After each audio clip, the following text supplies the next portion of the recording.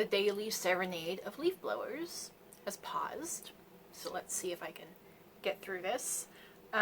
Today is a significant day because I have chosen to refilm a video I've already filmed because I didn't like how it turned out. I didn't like how disorganized I felt and how rushed.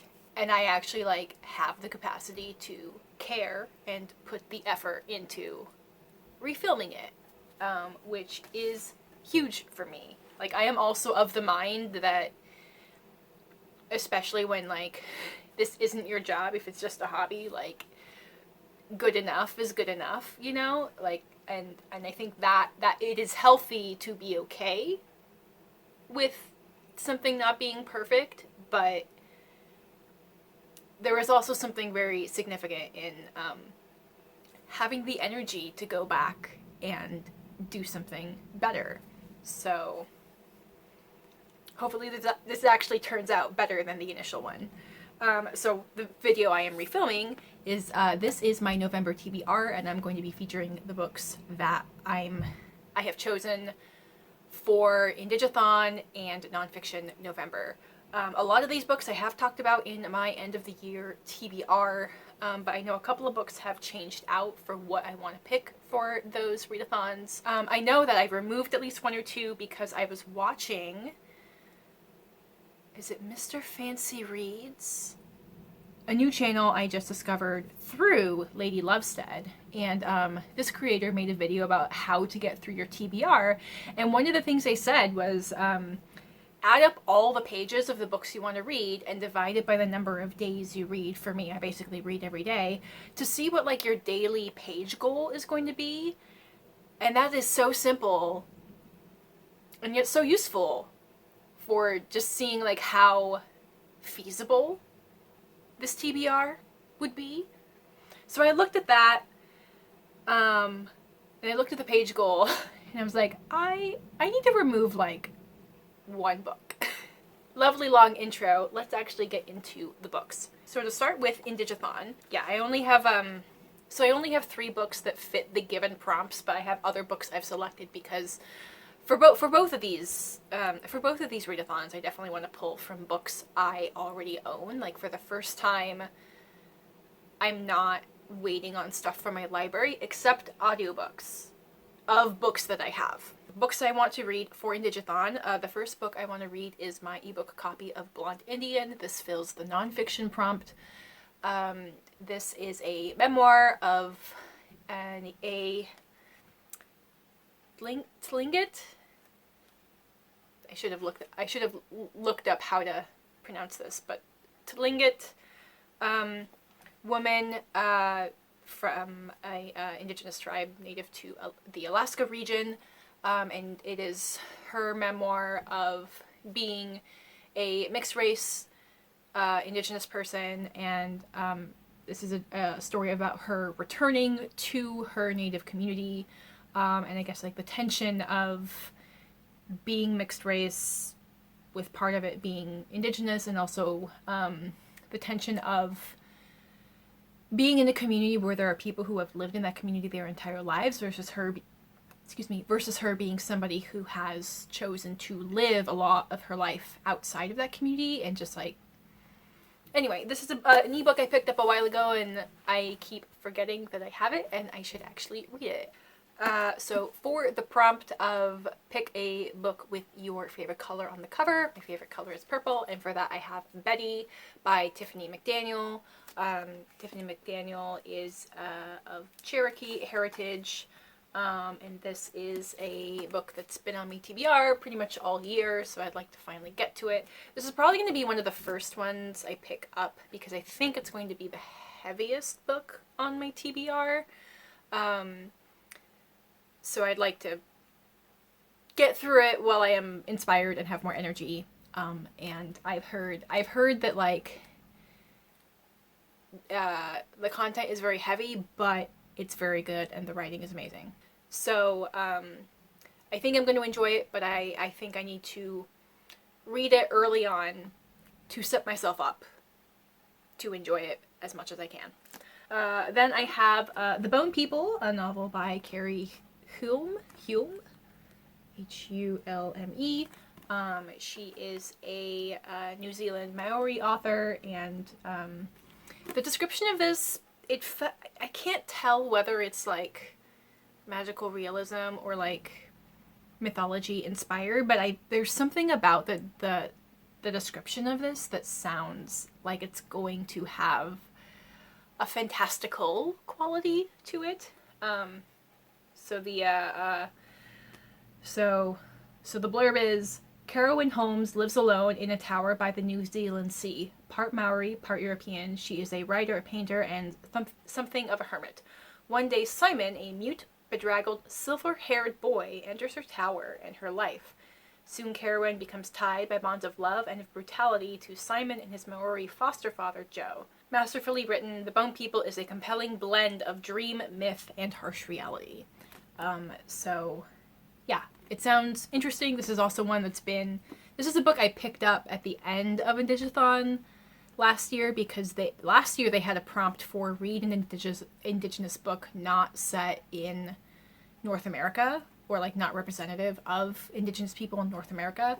So this was one that I kind of had in my arsenal. Of course, they have different prompts this year, but I think, like, why not include prompts that you wanted to get to but couldn't in previous readathons, like as a personal goal.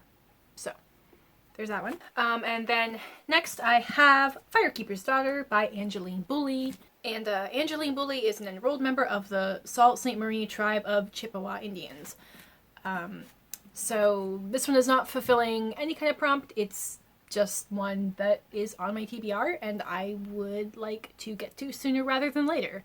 And also I think, like, I know like the subject in this is not lighthearted, but this is a YA novel, which I think it's going to be like easier reading because I think it's going to be more action-paced and like less lyrical and less like literary fiction, which I tend to get kind of exhausted by. So we will see if that is true. And then a transition book, a book that is going to apply for prompts in both Indigathon and Nonfiction November. I have the graphic novel of This Place 150 Years Retold. This is a graphic novel that features talents from various North American Indigenous artists that kind of recount the last 150 years of Indigenous history in this country. Loosely, I've heard that there is some like magical realism and like speculative fiction aspects in here. So this one is, I think it fills the Nonfiction November, I think it will apply to the nonfiction prompt. I think it's also likely to apply for, that's not the correct grammar. I think it's also going to count towards the Indigenous joy prompt, because even if, again, like the subject matter is kind of heavy, I think the imagery is going to be very restorative. I feel like this is a book I should probably read after reading Betty. So again, like I think the art style is going to feel invigorating and restorative. Also, the fact that it's a graphic novel means I'm going to get through it fairly quickly, which is always a mood booster for me when I can get through things quickly. So like I said, this is also going to be a book that fills a prompt for Nonfiction November. The prompts are just 4 words that can be interpreted either way. So this book is going to fill the prompt of collection because it's a collection of stories in the graphic novel and also a collection of various artists telling those stories. For the Nonfiction November prompt of style, I have In the Dream House by Carmen Maria Machado. I've picked this one because I've heard it's written in a very interesting style. Every chapter is basically like a page, and it's a different interpretation of the dream house as metaphor for part of this author's life. So like dream house as menagerie, dream house as star-crossed lovers, dream house as choose your own adventure. So I've also heard great things about this memoir. People always comment on the way that it is written as being something very interesting. So I am looking forward to this. And then for the prompt of industry, I have 2 books on the docket. The first one is Accessory to War, The Unspoken Alliance Between Astrophysics and the Military by Neil deGrasse Tyson and Avis Lang. Astrophysics is definitely an area that I enjoy reading about, even if I feel like my brain only really comprehends about 10% of what's going on. But I saw this pop up as a used copy on Pango, and the subject matter really intrigued me, because I'm sure, like, as much as a person is allowed to talk about the relationship between astrophysics and the military, particularly the American military, as much as we are allowed to learn about it, I am sure it is a fascinating relationship. So I'm looking forward to this. So the second book I have lined up for the prompt of industry is Consumed, on Colonialism, Climate Change, Consumerism, and the Need for Collective Change by Aja Barber. I've talked about Aja Barber and this book many times, but if you haven't heard of it, Aja Barber is a activist that I follow primarily on Instagram, but she's on other places as well. And she uses the fashion industry as the lens to look at and critique consumerism and capitalism and tie it into how our consumerism is has a significant impact on climate change, has a significant impact on economic disparity. And like she really like drives the discussion into these very, very widespread topics, but she somehow still ties it back into the fashion industry. The fashion industry was kind of the way that she started encountering and learning about these subjects, and it is, it's not that it's like she only talks about fashion, it's just that fashion is the thing that a lot of people relate to, and then she uses that as a springboard to talk about other things. And she's finally written this book, and I am very excited to read it and to have a chance to engage with her ideas in more long-form content than like an Instagram post or an Instagram live. So, looking forward to that. And, alright, for the last prompt of treatment, I have The Immortal Life of Henrietta Lacks by Rebecca Skloot. I have the audiobook for this checked out from my library and will be kind of like making little notations in my physical copy as I go along. So as I understand it, the story of Henrietta Lacks is that somehow some doctors or scientists got a hold of some of her cells, and there was something very special about those cells that led to a lot of scientific discovery and the development of certain like medical treatments and stuff. And of course, because capitalism, some people made a lot of money from the information, from the technology and the advancements they were able to make from her tissue cells. The thing is, she didn't know that she didn't consent to them using her body in this way, and she had no knowledge of it, and she and her family never received any compensation for the taking of parts of her body that then presumably made other people very rich, because, capitalism. This is what I assume the narrative is. I believe her family sued somebody for reparations of that. I'm not sure. I'm sure this book will tell me all about it. Yep. So this is probably going to be the first. This and Betty will probably be the first books I pick up, because Betty I'll be reading physically, and then this one I will have on audiobook as I do dishes and go for walks and drive around and stuff. So, okay. And actually, going back to what I mentioned at the beginning of the video, I have totaled up the number of pages.